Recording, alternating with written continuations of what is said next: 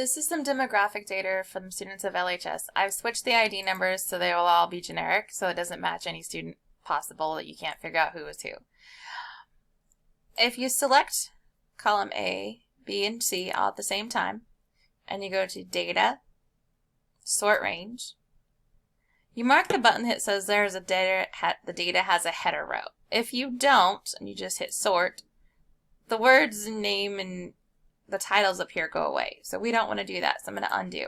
So always sort with the fact that your data has a header row. That way, instead of sorting by column A, B, and C, you're now sorting by the actual names of the columns. So if we just sort it by student name, it's in alphabetical order numerically, but in this first column here, student name. Great, let's move on.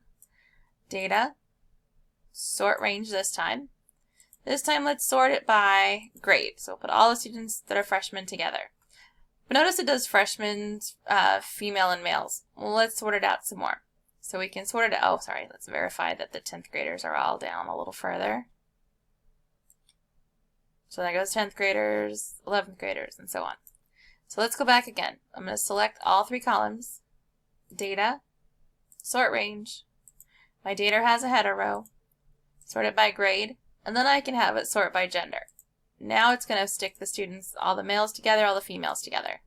So now all the females are together. So if I want to know how many freshmen are females at LHS, I can hold down and drag and drag and drag and count and count and count. But wait, I don't want to count manually. I can stop selecting. Remember this button down here? It was already set to sum, but I'm going to change that to count. There are 245 freshman females.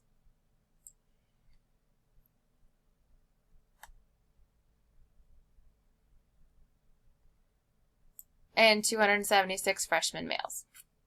So I'm going to take that number and those numbers and put them on this spreadsheet. So you're going to pause the video and you're going to type out this data table. So pause the video and type out this data table. Again, I could have asked you to keep continuing counting, but let's just give you the data. So from here, make sure that males are in their own columns and females are in their own columns. Make sure that there are no numbers and letters in the same cells. So we don't say like 277 freshmen. We don't say that. We keep them separate. So now what we're going to do is we're going to select from A1 through C5, A1 through C5, and we are going to insert a chart. And Google Sheets does its magic, and it makes a beautiful chart for us. So I'm going to grab and drag this up at the top of the grabbing in the white area to drag it off to the side. And instead of calling it males and females, I'm going to rename it student population at LHS. By default, it comes up with these blues and reds. I didn't do that automatically. It just does it for us. But let's say I want to change the colors. So let's say I want all the males to be a different color. I click once on this bar for male, and notice this chart editor pops up, and I can pick a different color. Do I care what color you pick? No.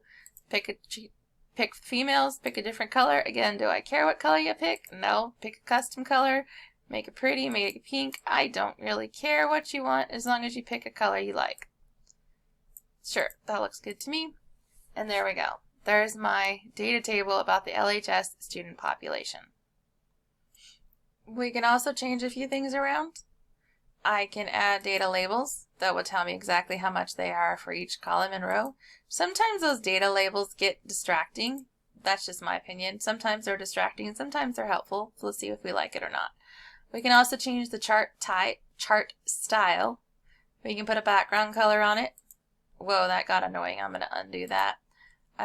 We can change the fonts to make them a little fatter, skinnier, whatever we want. We can do 3D to make it look popping. Maximize it so you don't have all the words across the bottom, so it looks more like a different type of a chart. I can put titles on all of the columns. On the axis titles if I want to. Do I need a legend to help explain males and females? Yes, make sure you leave the legend. Sometimes students take it off and I wouldn't know which one's males and females, so that is kind of important.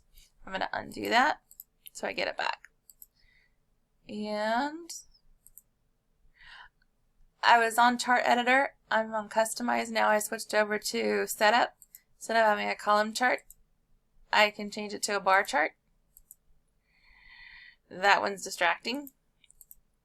And there are all kinds of different charts down here to choose from. I'm not even sure why you would even consider that. I think for this particular chart, the best one actually is the column chart. So again, if I want to change the customization, or if I liked how I had it before, I'm just going to keep undoing it till it's back the way it was.